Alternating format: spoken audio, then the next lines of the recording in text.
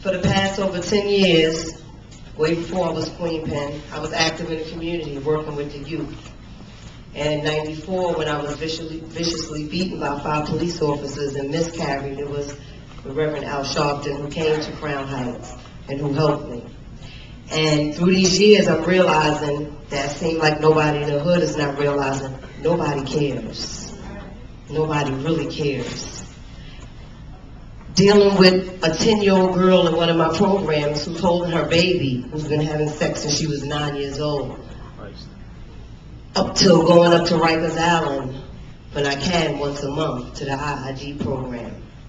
It's time for our community, straight up, to go in on a closer home base net and pull the levels down. I believe personally, in my opinion, we have to put the proper assemblymen, councilmen, and senators into seats in our communities. It's easier to build a child than to repair an adult. We have council people, senators, and assembly people sitting in seats, and that's our closest to Albany that the hood is going to get to. We're putting people in, and we're not putting people in that needs and not need to be there. There's not enough programs for our youth. Like I said, it's easier to build a child than to repair an adult. In 10 years, you would rather a young brother or sister come outside and shovel your snow and help you take your garbage out than to break your car window. Our children are suffering. Me being a mother of 5 children, a single parent, and a mother of a 19-year-old young black man and a 20-year-old young black man. Trust me, I know, and I live in a hood in Flatbush, Brooklyn. Our children are suffering. We already know, our children know organization because they have found a way to become Bloods, Crips, and Latin Kings. They know how to find something to be part of. There's nothing for our kids in the hood to be part of. After school programs are getting cut.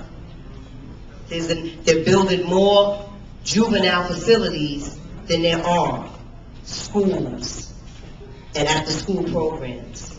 When you leave here, I don't want you to leave here and just listen, just leaving with the thoughts of what we're saying. It's time for our youth to learn how to respect their elders again, and it's time for our elders to shed that fear of our youth. It's time to bridge the gap. Nobody's going to be able to do it except us. Why complain when it's time to vote for that council person or that person that's in your neighborhood and you don't even go inside a voting booth and pull a level down? Why complain when you don't understand? If you don't understand why a young guy walks with a bop, to all my elders, pull him to the side and say, brother, why's your pants hanging? Or why are you walking with a bop? Don't be scared to talk. When we leave here and you go back to your neighborhoods, understand, we are about to be messed up in New York. If we don't go in that booth and vote when it's time to vote for the mayor, we will be messed up in New York. I have new legislation in Albany changing the laws on domestic violence. Our young girls are getting beaten at 12 and 13. So look at a 13-year-old girl with a black eye. For a principal in a school, I have children in public schooling, to tell me after a little boy stabs my daughter Lyric in the hand with a pencil and tell me, oh, I think he just likes her.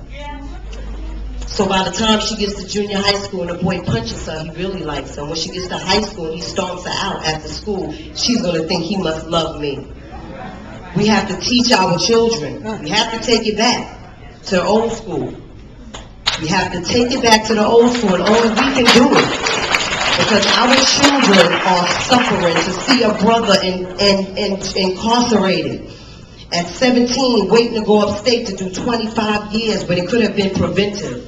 We need to talk to our government about preventive programs so they won't have to end up being in rehabilitation programs.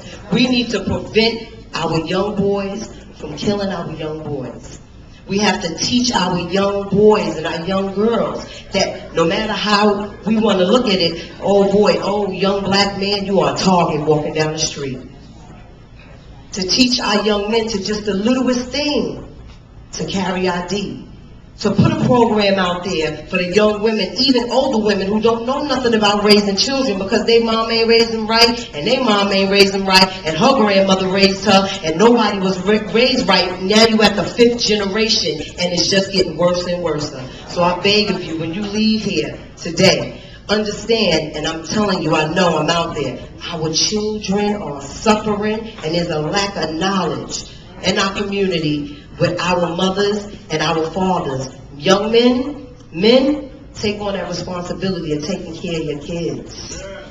You have to, because there's nothing like having that male figure in that child's life when that child hits 21 and 22.